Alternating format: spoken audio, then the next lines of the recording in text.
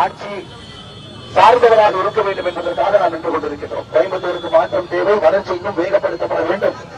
விமான நிலையத்திலிருந்து, ரயில்வே நிலையத்திலிருந்து, மேம்பாலங்களிலிருந்து, உள்கட்டமைப்பிலிருந்து இன்னும் எத்தனையோ விஷயங்கள் கோயம்புத்தூருக்கு பாக்கி இருக்கிறது.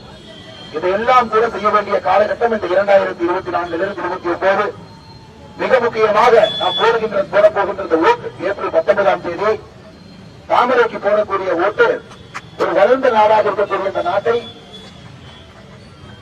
உலகத்தினுடைய முதல் நாடாக எடுத்துச் செல்வதற்காக நீங்கள் போடக்கூடிய அடித்தளம் என்பதை நீங்கள் மறந்துவிடக் கூடாது.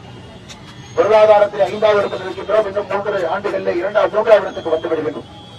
உங்களுடைய ஓட்டு என்பது அடித்தளத்தை அமைத்து ஒரு வளர்ந்த நாடாக, உலகத்தினுடைய முதன்மை நாடாக நம்முடைய பாரதம் மாறுவதற்காக நீங்கள் அளிக்கக்கூடிய வாக்கு என்பதை மறந்து விடாதீர்கள். அருமை சகோதர சகோதரிகளே, உங்களிடம் வைக்கக்கூடிய அன்பான வேண்டுகோள், இது தேசிய தேர்தல். யார் பிரதம மந்திரியாக வர வேண்டும் என்பதற்கான தேர்தல். நம்முடைய நாட்டிலே எப்படிப்பட்ட ஆட்சி இருக்க வேண்டும் என்பதற்கான தேர்தல்.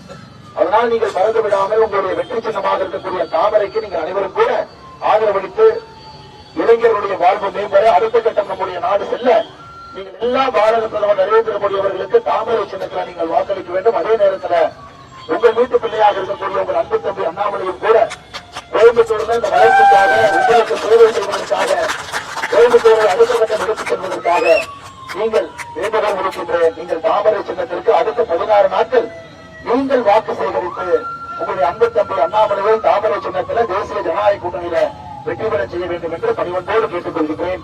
என்னோடு நம்முடைய கோயம்புத்தூர் தெற்கு தொகுதியினுடைய சட்டமன்ற உறுப்பினர் அக்கா வானதி சீனிவாசன் அவர்கள் வந்து கொண்டிருக்கிறார்கள். அம்மா மக்கள் முன்னேற்ற கழகத்தினுடைய மாவட்ட செயலாளர் அண்ணன் அப்பாதுரை அவர்கள் என்னோடு இருக்கின்றார்கள். நம்முடைய கூட்டணி கட்சியினுடைய எல்லா தலைவர்கள் தொண்டர்களும் இருக்கின்றார்கள்.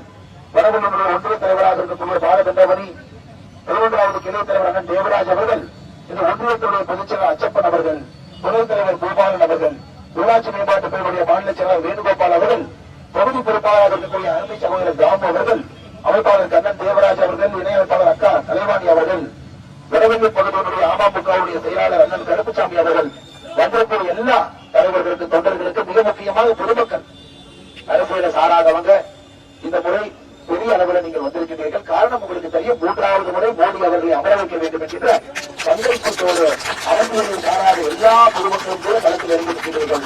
அதற்கு தேசிய ஜனநாயக கூட்டணி சார்பாக நன்றிகளை தெரிவித்து உங்களுடைய உழைப்பு அளப்பரியது. கடந்த 1 வார காலமாக உங்களை பார்த்துக் கொண்டிருக்கின்றோம். வீடு வீடாக நம்முடைய பொதுமக்கள் ஏறி பாரத பிரதமர் அவர்களுக்கு தாமரைக்கு வாக்கு சேகரித்துக் கொண்டிருக்கிறார்கள்.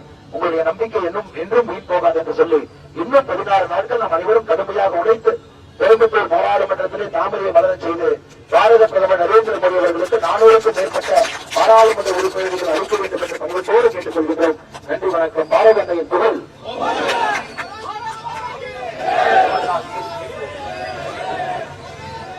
செய்திகளை உண்மைத்தன்மையுடன் உடனுக்குடன் தெரிந்து கொள்ள தி கிரேட் இந்தியா நியூஸ் சேனலுக்கு சப்ஸ்கிரைப் செய்து எங்களுடன் இணைந்திருங்கள் எப்போதும்.